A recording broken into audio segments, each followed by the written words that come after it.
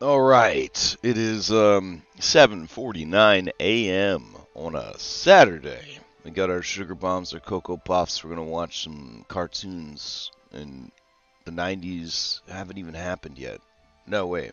That's an 80s fever dream about a time before our corporate dystopia. All right, anyways, we're gonna learn about Pathfinder 2 this morning. That's what we're gonna learn about. So, it's been a hot minute since we studied our Pathfinder. I have played 8 sessions now as a player, and I'm still alive. I feel like that means something in Abomination Vaults. I don't know. Um, there's a lot to learn. There's a lot to learn. We left off on armor, something that I don't really know anything about because I'm playing a summoner who didn't archetype into champion. My greatest failure. So I don't have any armor. I'm basically going around in my pajamas, and anytime a monster looks at me, I take a critical hit. So I should probably learn about armor for my next character because I think it's probably pretty important. All right, we're gonna just look at the core rulebook. We also have Archives of Nethys here, and there might be some overlap, but the archives tell us this: armor. Suits of armor can be crafted from precious metals or infused with magic to grant them abilities exceeding those of typical armor. Many suits of magic armor are created by etching runes onto them, as described on page 580. The magic armor stat block lists the price and attributes of the most common armors you can make with fundamental runes. Other special suits of armor might be made of precious materials, and some are specially crafted items all on their own. Armor alternatives. If you don't want to wear armor, or if you're trained in only unarmored defense, you can wear either Explorer's Clothing, I gotta make note of that shit, or Bracers of Armor. Explorer's Clothing can be etched with runes just like armor can. Oh, damn. So it can provide item bonuses to AC or saves. Bracers of Armor give a +1 item bonus to AC with a dex modifier cap of +5, and they also grant a bonus to saves. Wow, that's good to know. Precious material armor. Suits of armor made of precious materials are more expensive and sometimes grant special effects. You can make leather armor out of dragonhide, wooden armor out of darkwood, and metal armor out of any precious materials except for darkwood. Because armor's bulk is reduced when the armor is worn, use its carried bulk when determining its material price. I somewhat remember that. Hey, I've been running the beginner box on Fridays. Big hit with my players. They even asked to play an extra session today. Yeah, I mean, it definitely delivers a very rewarding experience and a very different experience than what we're used to in 5e. So I could see that. Good morning, Scottrick. Basic magic armor. The most common special armors are suits of armor with some combination of armor potency and resilient runes. The magic armor stat block provides quick reference for these types of armor. Specific magic armor. These suits of armor have abilities for far different from what can be gained by etching runes. A special magic armor lists fundamental runes, which you can upgrade, add, or transfer as normal. You can't etch or transfer any property runes onto a specific armor that doesn't already have or remove its property runes. Alright, cool. So let's get into just the basics. That was a little more advanced than what I thought it would be. Armor increases your character's defenses, but some medium or heavy armor can hamper movement. If you want to increase your character's defense beyond the protection your armor provides, they can use a shield. It's important to note that everyone can use a shield. I don't believe there's any proficiency required to use a shield. Some people are better at using a shield than others, but everyone is allowed to use a shield. And shields, I guess, are their own thing, separate from armor? Question mark? So we'll find out. Armor protects your character only while they are wearing it. Well, that's good to know. Armor class AC measures how well you can defend against attacks. When a creature attacks you, your armor class is the DC for the attack roll. They got to meet or beat, as all checks do. Armor class, dexterity modifier, up to your armor's dex cap. So it's 10 plus dexterity up to your armor's dex cap, plus proficiency bonus, plus armor's item bonus to AC, plus other bonuses, plus penalties. So that proficiency bonus, again, raising its ugly head or its beautiful head, depending on your stance. That means that like low level characters or low level monsters, they aren't going to have really a chance in hell of doing shit against a high level person. Pathfinder very much is like stay in your lane, right? Like if you try to go up against something like 3, 4, 5 levels higher than you, like 5 levels higher than you, you're done. Like it's over. You're just literally not going to be able to do anything to them, and they are going to absolutely destroy you. And that is because that proficiency bonus is the same as your level, and it's added to everything. So maybe you manage to get a couple of hits in there. They're never going to be critical hits. Even if you get a nat 20, I don't think it would be. Maybe it would be a nat. I don't know. If their armor was too high, it might not even be a critical hit if you get a nat 20. So yeah, it's very interesting to see that proficiency bonus gets added to everything, because everything scales. Everything scales. Donning and removing armor. Getting in and out of armor is time consuming, so make sure you're wearing it when you need it. Donning and removing armor are both activities involving many interact actions. It takes 1 minute to don light armor, 5 minutes to don medium or heavy armor, and 1 minute to remove any armor. That's significant, because 5 minutes means there is no chance in combat. Now, there are feats that you can take that we've discussed that allow you to put on armor faster and to help other people put on armor. But still, it's going to be pretty tense if you are camping in the dungeon, you don't have your armor on, you get jumped, your champion's not wearing their heavy armor. Suddenly, everyone's getting crit hit all the time. Nobody's there to take the hits for you. It's going to be very scary. And hence the reason that there are feats to speed up the donning and removing armor. I would imagine if there is a suit of armor that, like Iron Man style, just instantly can be worn and unworn, that would be incredibly powerful in Pathfinder 2. Alright, armor statistics. Unarmored defense provides the statistics for the various forms of protection without wearing armor. Armor provides the statistics for suits of armor that can be purchased and worn, organized by category. The columns in both tables provide the following statistics. What category is the armor? Which means what proficiency bonus you use while wearing the armor. AC bonus, this number is the item bonus you add for the armor when determining armor class. Dexterity modifier cap. This number is the maximum amount of your dexterity modifier you can apply. For example, dexterity modifier +4, but you're wearing a suit of half plate, you only get a +1 bonus from your dexterity modifier, so very similar to 5e in that regard. Check penalty. While wearing your armor, you take this penalty to strength and dex-based skill checks, except for those that have the attack trait. If you meet the armor strength threshold, you don't take this penalty. That's an interesting addition, the strength threshold part right there. Speed penalty, and I like that too, because if you are very strong, you should be able to move around in this heavy armor without as many penalties.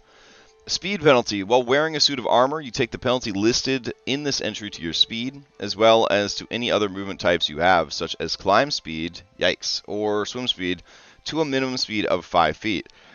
If you meet the armor strength threshold, you reduce the penalty by 5. Oh, okay, that's interesting. Keep in mind that the average Joe has a 25 speed, so you throw a -5 speed penalty on there, you're only moving 4 squares with each stride action. Strength. This entry indicates the strength score at which you are strong enough to overcome the armor's penalties. Some of the armor's penalties. If your strength is equal to or greater than this value, you no longer take the armor's check penalty, and you decrease the speed penalty by 5 to no penalty if the penalty was -5, to or -5 if the penalty was -10. Jesus Christ. Bulk. This entry gives the armor's bulk, assuming you're wearing the armor and distributing its weight across your body. A suit of armor that's carried usually has 1 more bulk than what's listed here, or 1 bulk total for armor of light bulk. An armor's bulk is increased or decreased if it's sized for creatures that aren't small or medium in size, following rules somewhere else. Group. Each type of clothing and armor belongs to an armor group, which is apparently different than a category, which classifies it with similar types of armor. Some abilities reference armor groups, typically to grant armor specialization, which are described somewhere else. The traits for each suit of armor appear in this entry. Armors have the following traits. So armors all have these traits. Okay. Bulwark. The armor covers you... Wait. Armor can. Okay, armor can have the following traits. Bulwark. The armor covers you so completely that it provides benefits against some damaging effects. On reflex saves to avoid damaging effects such as a fireball, you would add a +3 modifier instead of your dex modifier. Oh, that's dope. Comfort. The armor is so comfortable that you can rest normally while wearing it. Oh, that's amazing. Flexible. The armor is flexible enough that it doesn't hinder most actions. You don't apply its check penalties to acrobatics or athletics checks. Noisy. This armor is loud and likely to alert others to your presence. The armor's check penalty applies to stealth checks even if you meet the strength score requirements. Oh, wow. I wonder if Lars knows that he has Bulwark. I wonder if that's like a thing that he knows is happening. Alright. Materials. Most armor and weapons are made out of ordinary, commonly available materials. If you're not sure what it's made of, ask your GM. Some armor, shields, and weapons are instead made of precious stuff that we discussed before. These often have inherent supernatural properties. Cold iron, for example, which harms Fae, and silver, which can damage were creatures. Nice. Just call them were creatures. Don't call them lycanthropes. That's okay.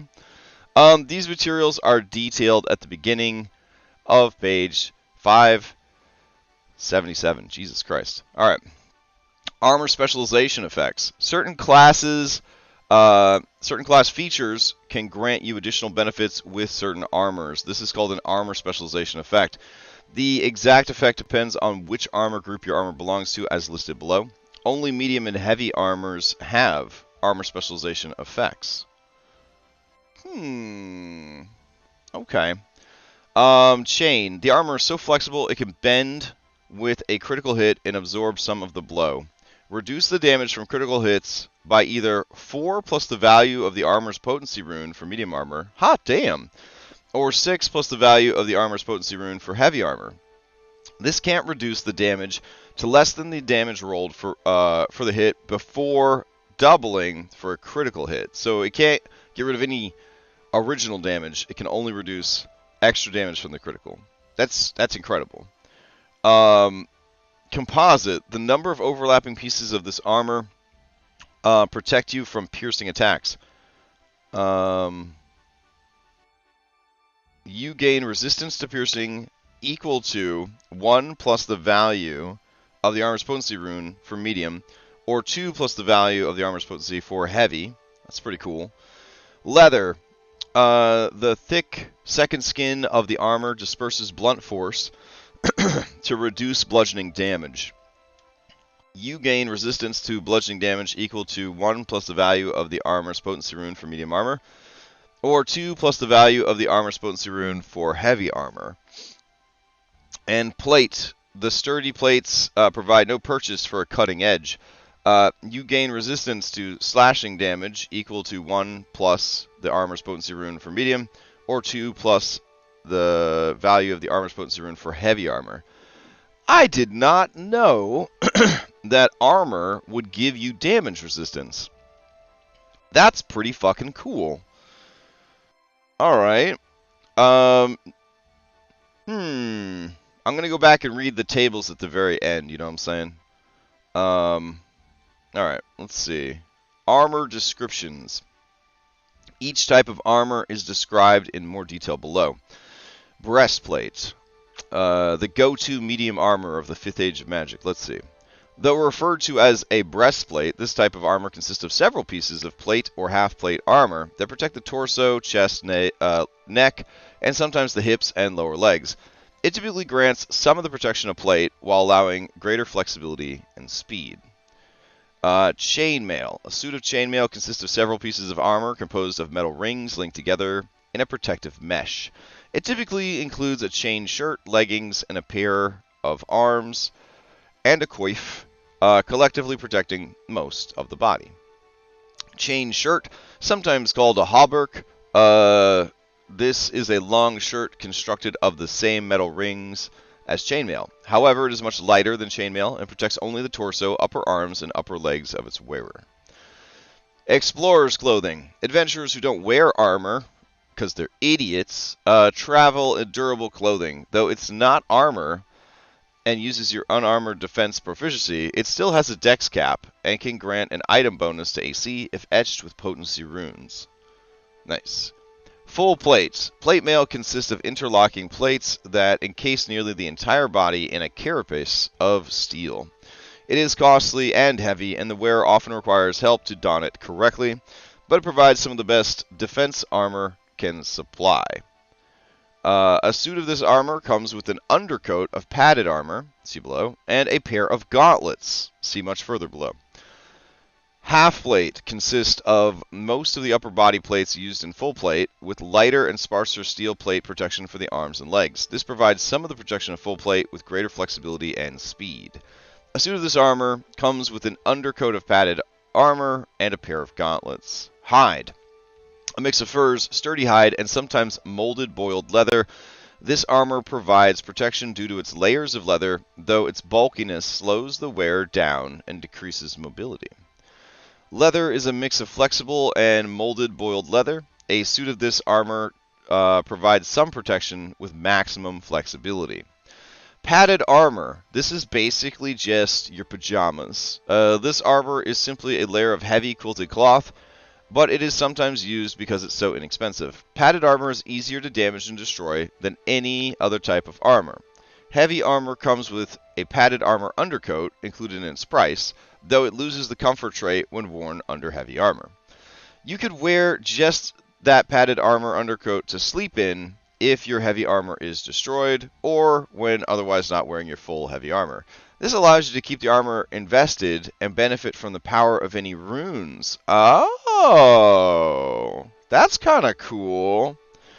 Of the associated heavy armor, but no one else could wear your heavy armor without the padded undercoat. Alright, that's a pretty nice compromise to forcing people to not sleep in their armor, I guess. Not a great one, but it's better than nothing. Scale mail. Scale mail consists of many metal scales sewn onto a reinforced leather backing, often in the form of a long shirt that protects the torso, arms, and legs. Splint mail. This type of armor is chainmail reinforced with flexible interlocking metal plates, typically located on the wearer's torso, upper arms, and legs. A suit of this armor comes with an undercoat of padded armor, as mentioned above, and a pair of gauntlets, as mentioned much further down. Studded leather. This leather armor is reinforced with metal studs and sometimes small metal plates, providing most of the flexibility of leather with a more robust protection. Damaging armor. Your armor statistics are based on the material it's predominantly made of. It's not likely your armor will take damage, as explained in item damage on page, 272. So the materials are cloth. This is explorer's clothing and padded armor. Has a hardness of 1, 4 hit points, and a break threshold of 2. Leather armor, which is hide, leather, studded leather, is a hardness 4. Hit points of 16, break threshold of 8, and metal, which is a breastplate, chainmail, chain shirt, full plate, half plate, scale mail, splint mail, which is a hardness of 9, hit points of 36, and a break threshold of 18. Now, this is where you've got to go kind of video gamey on this shit, right? Like, you don't want to track damage to your armor. Like, we had to do that in the Hackmaster days, and that was some tedious shit. I tried to bring that tedious shit into my Iron Hack game, which is a 5th edition Iron Hack mashup. Or sorry, Hackmaster and 5th edition mashup. And it very quickly was like, well, will the mending spell exist? Like, so we just mend our armor after every fight. And then Giffy tried it with armor damage and weapon damage and durability and all that kind of shit. I believe that damaging armor is like, if no one's wearing it and it's just an object laying around, that's when you try to beat the shit out of the armor. And then I would assume that maybe certain monsters might have attacks that target your armor directly, but you don't need to worry about your armor's hit points every time you get hit. That's not what they're trying to tell you with that. All right, looking at the table, we've got no armor, your birthday suit. You get nothing for it. Explorers, well, you get your dexterity modifier with no cap. So I guess if we're trying to sell it, you have no speed penalty and unlimited dexterity if you go around naked. Explorer's clothing, which everyone should be wearing. Period. You have a dex cap of +5. And it is cloth, and it is comfortable. Padded armor is comfortable. You have to have at least a 10 strength, so Chamomile would not be able to wear this with her 8 strength. You get a +1 to your AC, and Dex cap is a +3. Let's see. Leather armor is a +1 AC with a Dex cap of +4, and is not comfortable. And you have a check penalty of -1. Makes you wonder why a low-level rogue would want to wear leather and not just wear padded armor. Padded armor seems superior unless you're going for the dex modifier. The dex modifier. Because you would assume that you would have made your character have an 18 strength to start the game, so you wouldn't want to deny yourself that extra. I see. Studded leather is a +2 armor class with only a +3 dex cap, which in a lot of ways just kind of makes leather for a dexterous person equal to studded leather. So studded leather is just for people that don't have an 18 dex. And then there's chain shirt, and that's seems to be as good as studded leather in every way. It seems to be the same, except it is flexible and noisy. And as we learned, flexible does not hinder acrobatics or athletics. So somehow the chain shirt is easier to do your stuff in than studded leather. But the trade-off is that it's noisy. Huh. Okay. And one of them's chain and one of them's leather. So I guess if you had armor specialization effects, you'd have to choose, pick your poison here between chain shirt and studded leather. Chain reducing critical hit damage, leather reducing bludgeoning damage. Alright, then we move on to medium, and you got hide, scale mail, chain mail, and breastplate. Breastplate is coming in at a +4 AC, but only a +1 dex cap. A -2 check penalty. You got your speed penalty there, but it's only a -5. And again, if you have a strength of 16, you don't have those penalties anymore. These penalties are only if you're a wimp trying to use this stuff. The strength score isn't saying that you have to have the strength to use it, so I misspoke earlier. It just means that if you meet the strength score, you don't have to worry about the penalties. Or in the case of these heavy armors, the penalty is -5 instead of -10. So we got hide coming in as leather. Scale mail is composite, which is protecting you from piercing. That's kind of cool. Then you got chain, you got plate. So you got all 4 flavors in medium. That's pretty neat. Chainmail is pretty decent with the +4, flexible and noisy. That puts you in the same situation that we had with studded leather and chain shirt, where you have to decide, is flexible worth noisy? Is chain group worth noisy kind of thing? Because they're identical except for that. That's interesting. Then we go to heavy armor. You got splint mail, half plate, and full plate. Full plate bringing in a +6 AC bonus, but you never benefit from dex. You got this -3 check penalty, but of course you're going to have the 18 strength required, jumping Jesus, to use it. You better have an 18 strength because there's going to be 4 bulk while you're wearing it. Your only options here in this group are composite or plate. So you don't have access, there's no heavy armor leather, there's no heavy armor chain. So those are your only 2 options there. And then you can see the sweet bulwark here, giving you a +3 to those reflex saves. That's pretty nice. Very interesting. I like how And I don't know if this has changed in the new book that has all sorts of extra treasure and items and shit like that. This is just the core rule book, so I don't know if they introduced more armor or not, but I feel like a lot of thought went into this armor to make you have to choose what you want, because within the same category, they're all pretty comparable to each other. Do you know what I'm saying? They're all pretty comparable to each other. So I would say that plate is better than splint mail, or sorry, half plate is better than splint mail because uh, reducing slashing seems to be a bit more important than reducing piercing, I think. But if you feel like you're getting shot a lot with arrows and stuff, you might save 5 gold and just go with split mail. If your group proficiency is for specialized effects is focused on composite, that gives you some options there.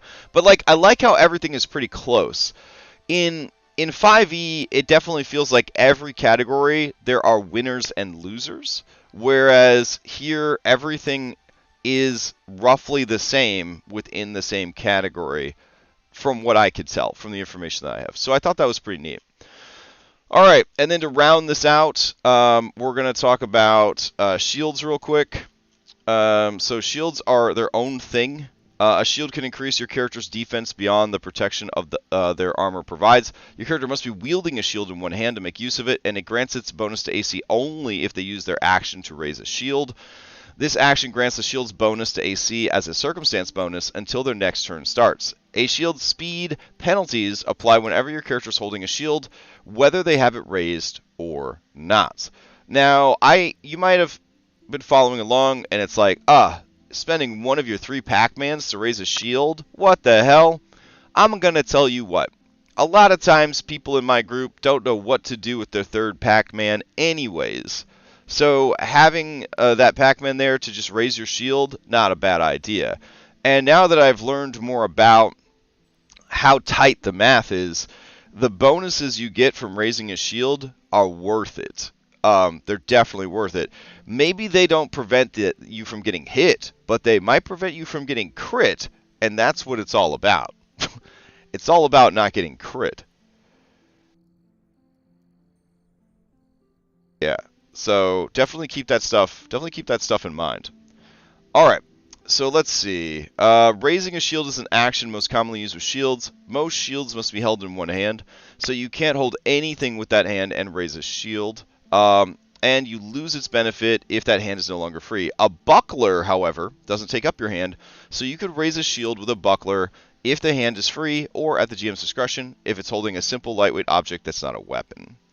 When you have a tower shield raised, you can use the take cover action to increase the circumstance bonus to +4. So that's 2 Pac-Mans, one to raise the shield and then one to take cover behind the shield.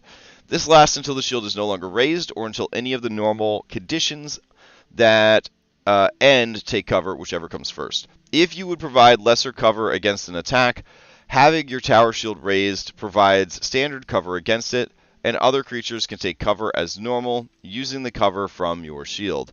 If you have access to the shield block reaction from your class or from a feat, you could use it while raising your shield to reduce the damage you take by an amount equal to the shield's hardness. Both you and the shield then take any remaining damage, which is honestly amazing. But it does lead to some very video gamey antics where we're carrying like 5 or 6 shields around, so that when they break, we can just grab another shield. Shields have statistics that follow the same rules as armor: price, speed, penalty, and bulk. Their other statistics are described here.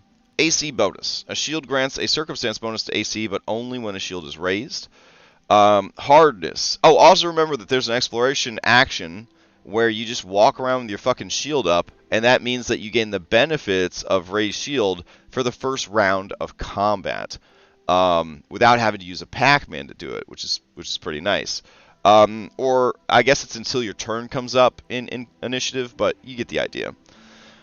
Hardness. Whenever a shield takes damage, the amount of damage it takes is reduced by this amount. This number is particularly relevant for shields because of the shield block feat. The rules for hardness appear on 272, which we've already read.